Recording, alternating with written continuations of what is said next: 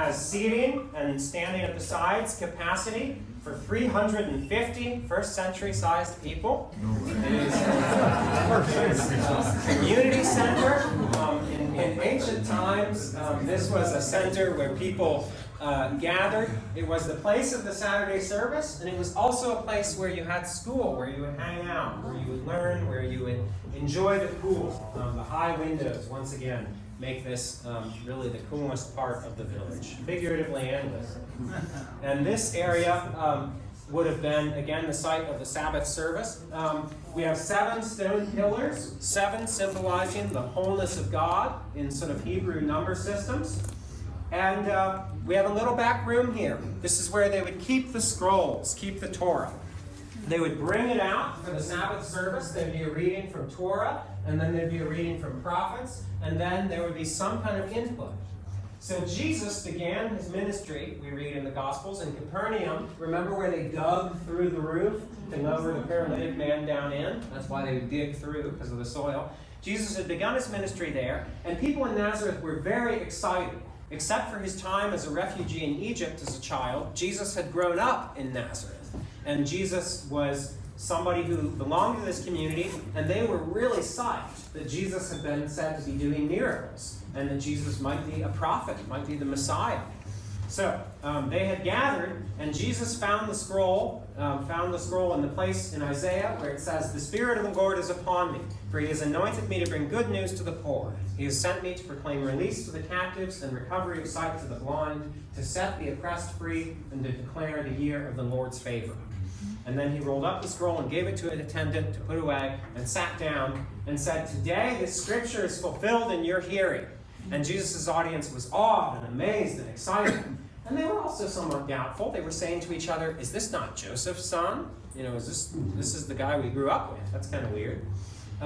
So they were experiencing this in both those ways. And Jesus then said, "Surely you'll say to me, 'Physician, heal thyself.' You'll expect a miracle of me, like you've heard about in other places." And then he alluded to 2 stories that really made his audience angry. The first story that he alluded to was an illustration of exhibiting faith and receiving grace from Naaman of Aram, what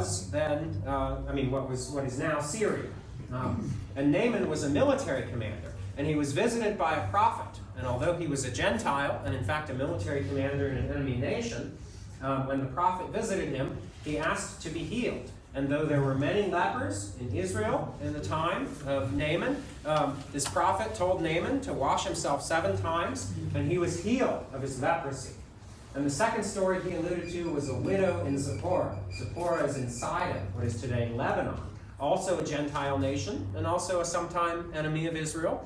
And a prophet visited this widow, and there was a great famine throughout all the land, in Israel and in Sidon and everywhere. And when this prophet visited the widow, asked her for a meal, and she said, "I have only enough oil and flour to feed myself and my son 1 meal, and then we'll die." And he said, "Cook for me anyway." And she did, and she cooked for him, and then there was a miracle, and she had an endless supply of flour and an endless supply of oil. So Jesus, alluding to these stories, really disappointed his audience. They had been under occupation for hundreds and hundreds of years. They'd been oppressed for a long time by different empires, most recently by the Romans, but by many others before that. They were tired of it. They were ready for a political Messiah. They were waiting for someone who would expel the Romans and would make their nation great and would elevate them to rule in the land. And this message that Jesus was proclaiming, and that with these allusions of faith and of grace involving people of other nations, was communicating a different message. It was communicating a message of grace for all people, is the Christian understanding. And so this was not the message that they were hoping for. Again, they wanted a political Messiah. They interpreted this as a sign that Jesus was a false prophet. And in Deuteronomy we read that you shall put a false prophet to death. So they took Jesus out. The historic tradition is that they took him out to that great slope that you will see going down the hill.